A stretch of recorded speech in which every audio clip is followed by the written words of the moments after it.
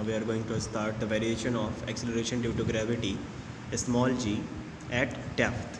ठीक है, it is known as, let's consider it is the earth.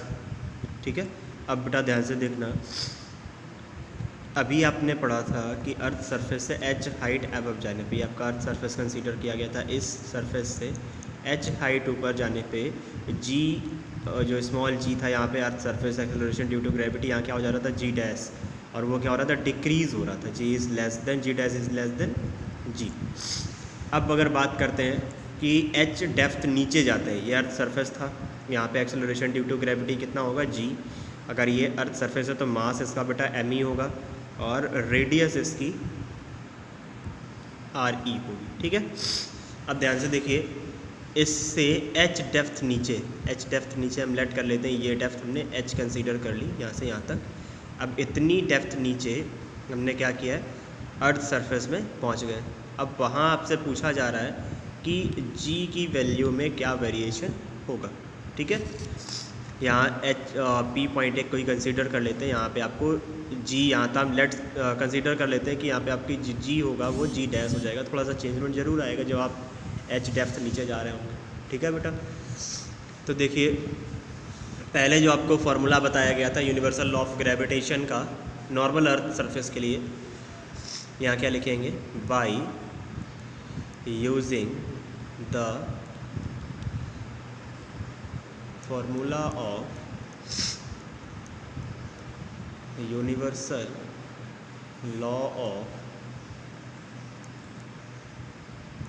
gravitation, by using the formula of universal law of gravitation। अब universal law of gravitation के according F equal क्या है आपका, G small m capital M upon R square, capital M यानी M E and R मतलब are E square. कुछ इस तरह से ये आपका यूनिवर्सल लॉ ऑफ ग्रेविटेशन था अर्थ सरफेस के सेंस में। अब न्यूटन्स लॉ ऑफ ग्रेविटेशन में क्या था, F इक्वल एम जी। तो इन्हीं दोनों फार्मूलों से हमने क्या एक मैन्युफैक्चर किया था, new formula M G equal आपका क्या आया था बेटा, G M E M upon R E square. ये इक्वेशन फर्स्ट थी जब हम अर्थ सरफेस पे थे बेटा। ठीक है, अब हम अर्थ सरफेस से कहाँ आ रहे हैं, थोड़ा सा नीचे आ रहे हैं। अर्थ सरफेस से नीचे चलते हैं तो अगर अर्थ सरफेस से लेट कर लिया, h हाइट नीचे गए तो रेडियस क्या हो जाएगी, इस कंडीशन पे अगर रेडियस हम कैलकुलेट करेंगे यहाँ से यहाँ तक की रेडियस, तो टोटल आर ई थी और आर ई से h क्या हो जाएगी, कम हो रही है तो आर ई माइनस एच हो जाएगा। ठीक है बेटा, जब नॉर्मल अर्थ सरफेस थी तो उसका मास m ही था। अब अगर अर्थ सरफेस से h हाइट नीचे आ गए हैं तो बेटा कुछ ना कुछ मास ज़रूर आपका कम हो रहा होगा। ठीक है ना, तो मास इसका क्या हो जाएगा, लेट कर लेते हैं, ये आ जाएगा जो इनर अर्थ सरफेस हम कंसीडर कर लें, इसके लिए एम ई डैश मास कंसीडर कर लेते हैं। ठीक है, तब ध्यान से देखना, इक्वेशन फर्स्ट आप ऑलरेडी बना चुके हैं। Now by using the formula of universal law of gravitation in h depth, universal law of gravitation in depth h, when mass of earth is m e dash and radius is r e minus h, इस तरह से। ठीक है बेटा, तो उस condition पे अगर न्यूटन्स लॉ ऑफ ग्रेविटेशन की बात करेंगे तो F इक्वल क्या आ जाएगा आपका, एम जी डैश।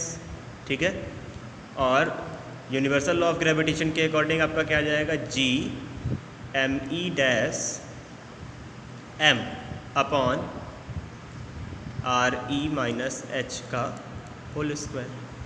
अब अगर इन दोनों से बेटा इसी तरह से हम अगर फार्मूला मैन्युफैक्चर करते हैं तो यहाँ से क्या आ जाएगा, M G dash equal G M E dash और m upon R E minus H का होल स्क्वायर। ये इक्वेशन आपकी बन जाएगी सेकेंड। अब आपको पहले वाली जो डेरिवेशन कराई गई थी उसमें आपको बताया गया था बेटा कि सेकेंड इक्वेशन को आपको डिवाइड कराना है इक्वेशन फर्स्ट से, ठीक है। तो इक्वेशन सेकेंड को आप डिवाइड करा दीजिए किससे, इक्वेशन फर्स्ट से। ऑन डिवाइडिंग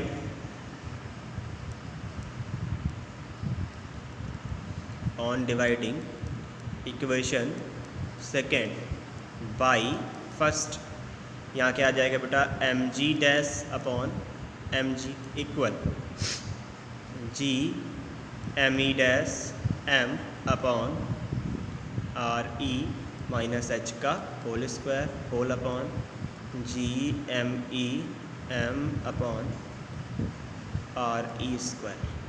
ठीक बेटा, अभी ध्यान से देखना करना क्या है, एक्सटर्नल और इंटरनल मल्टीप्लाई ये भी करा देते हैं। ये एम से एम कैंसिल हो जाएगा तो यहाँ आपके पास बचेगा G dash upon G equal G M E dash M एक ब्रैकेट में, और नेक्स्ट ब्रैकेट में कि बेटा आपका क्या जाएगा, R E square upon G M E M और ब्रैकेट में क्या आएगा, आर ई माइनस एच का होल स्क्वायर। ठीक है बेटा, अब देखिए यहाँ से अगर इसको सॉल्व करना है, कंप्लीट जी की वैल्यू आपको एच और आर ई के टर्म्स में कैलकुलेट करनी, जैसे आपने एच हाइट पे कैलकुलेट किया था। तो यहाँ से अब मास में डिफरेंस आ रहा होगा, तो नॉर्मली तो आप ऐसे सॉल्व कर नहीं सकते हैं। वॉल्यूम ऑफ जो मास है, मास इक्वल क्या होता है, एम ई आपका किसके इक्वल हो जाएगा, वॉल्यूम इनटू डेंसिटी, क्या कैलकुलेट करके दे देता है, मास। ठीक है, वॉल्यूम स्फीयर का वॉल्यूम बेटा क्या होता है, 4/3 पाई आर क्यूब। ठीक है, और डेंसिटी हमेशा क्या होती है, रो। तो 4/3 पाई आर क्यूब रो। ये क्यों लिखेंगे बेटा, पहली चीज़ इसको लिख क्यों रहे हैं, बिकॉज जो यहाँ से एम ई डैश और एम ई है इसको तो सॉल्व करना पड़ेगा अगर आपको एच और ई के टर्म्स में, आर ई के टर्म्स में जी की वैल्यू कैलकुलेट करनी है तो।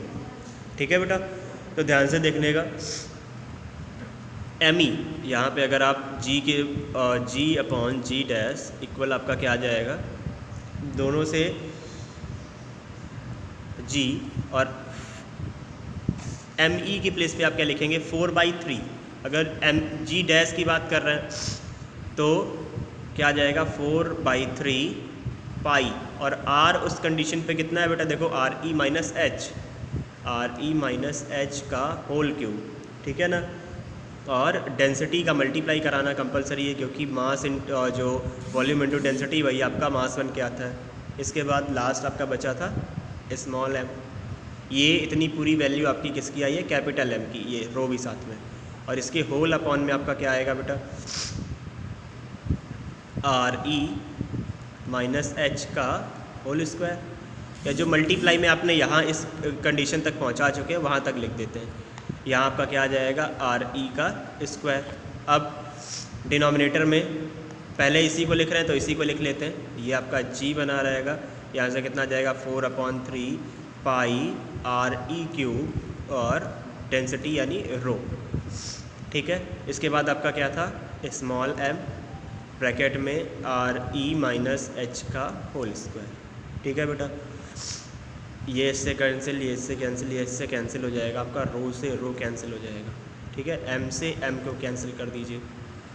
अब देखिएगा ध्यान से बेटा, जी डैश अपॉन जी इक्वल क्या बचेगा, सिर्फ आपके पास आर ई माइनस एच का होल क्यूब और ब्रैकेट में आर ई स्क्वायर अपॉन में डिनोमिनेटर में क्या बचा, देखो बेटा आर ई क्यूब इधर से।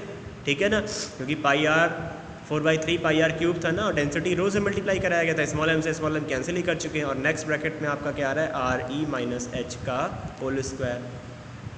अब बहुत ज़्यादा कुछ करना नहीं, are E minus H square से ये कैंसिल कर दीजिए, और क्यूब से इस पूरे स्क्वायर को कैंसिल करते हैं तो जी डैश अपॉन जी इक्वल क्या बचेगा, देखिए बेटा आर ई माइनस एच और अपॉन में क्या आ रहा है, आर ई, इस तरह से बेटा। ठीक है, अभी जी डैश की वैल्यू कैलकुलेट करनी है तो यहाँ से सिर्फ सिंपल सा एक चीज़ करनी है, इनको पहले ब्रेक कर लीजिए बेटा। अगर ब्रेक करेंगे तो क्या लिखेंगे, R E upon R E और minus H upon R E, इसको कैंसिल कर देंगे। यहाँ से आपके पास जो आएगा G dash upon G equal 1 minus H upon R E, एक ब्रैकेट में आ जाएगा। जी का सिर्फ क्रॉस मल्टीप्लाई कराना, तो जी डैश की वैल्यू आपके पास क्या आ जाएगा, जी ब्रैकेट में 1 माइनस एच अपॉन आर ई, यही आपका फाइनल डेरिवेशन होगा। इसको ध्यान से देखिएगा, जहाँ से भी बेटा समझ में नहीं आया वहाँ से बताइएगा, ठीक है, दोबारा एक्सप्लेन कर दिया जाए।